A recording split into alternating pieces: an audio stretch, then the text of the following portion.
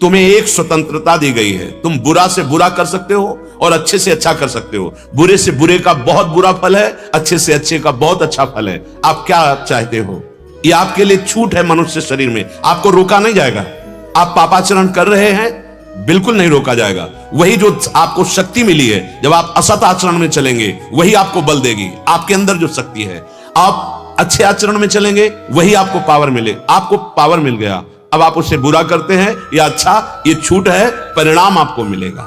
तो जो पापाचरण करते हैं, पापाचरण किसे कहते हैं? ठीक बात समझ लो, पापाचरण का कोई एक विशेष रूप नहीं है।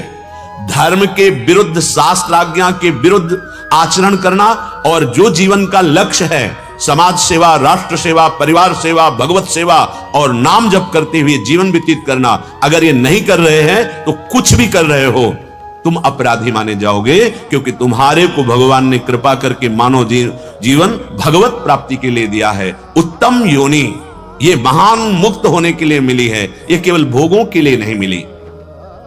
यद्ध्रुवस्य देहस्य शानुबंधस्य दुर्मति ध्रुवाणि मन्यते मोहाद ग्रह क्षेत्र वशूनिच। ये जो भगवत विमुख जीव हैं, इनकी बड़ी दुर्गति होती है। कैसे जानोगे कि आप भगवत विमुख हो? पहचान कैसे होगी? तो बता रहे हैं, ये भगवत विमुख जीव बस केवल इंद्रियों की सुख की अभिलाषा करते हैं।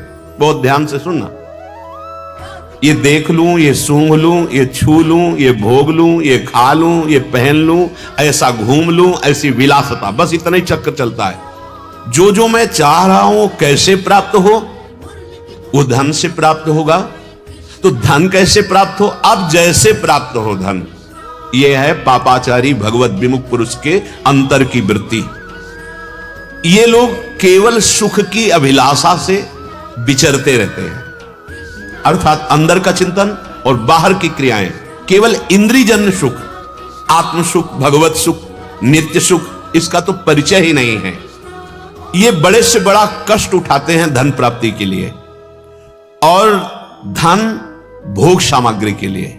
इसका कारण है ये मंद बुद्धि अपने स्वरूप को भूल गए, भगवद अंश को, और इस नाशवान शरीर को अपना स्वरूप मान लिया। जंतुर्वै भव एतस्मिन् याम याम योनि मनुव्रजेत तस्याम तस्याम च लभते निवृत्तिम न विरज्यते।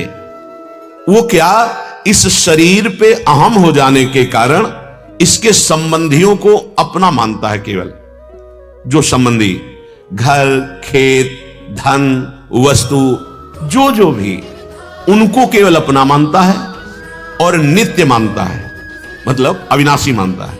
ये सब बना रहेगा क्योंकि बुद्धि भगवत विमुख है। इस संसार में जो भी आप बड़े से बड़े कष्ट सहकर एकत्रित करेंगे, एक समय आएगा काल भगवान सबको नष्ट कर देंगे, कुछ भी तुम्हारे साथ नहीं जाएगा।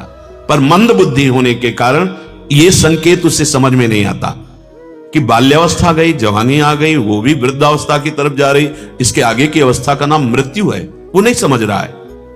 इस संसार में यह जीव जिस जिस शरीर में जन्म लेता है उसी उसी को पकड़ लेता है मैं, और उसी में सुख ढूंढने लगता है शरीर में। चींटी भी प्रयासरत है पेट भरने के लिए, चींटी भी अपने सुख के लिए भयभीत, जरा सा ऐसा करो भयभीत होकर भागेगी। हर जीव शरीर की रक्षा और इस शरीर से खूब भोग भोगना, अर्थात जीने की आशा और नाशवान भोगों में सुख खोजना। वो कभी ये सोच ही नहीं पाता है कि ये शरीर मुझे कुछ समय के लिए मिला है। देखो कैसा लग रहा है, मैं इस शरीर में, और मैं ये कर सकता हूं, मैंने ये भोगा, मैं भोग सकता हूं, बस यही गणित अंदर चलती रहती है। ये भगवान की ऐसी विचित्र माया से मोहित हो रहा है कि नरक जैसे भोगों में सुख खोज रहा है। नरक जैसे भोगों में ये द्वार जो शरीर के हैं मलमूत्र के द्वार हैं, अंदर सब मलमूत्र गंदी वस्तुएं भरी हैं। केवल एक बात के लिए श्रेष्ठ है मानव जीवन, राधा राधा राधा, वो अपने कर्तव्यों का पालन। अब वो जिस योनि में जाता है वहां के भोगों को अमृत मानने लगता है। जैसे विष्ठा का कीड़ा है,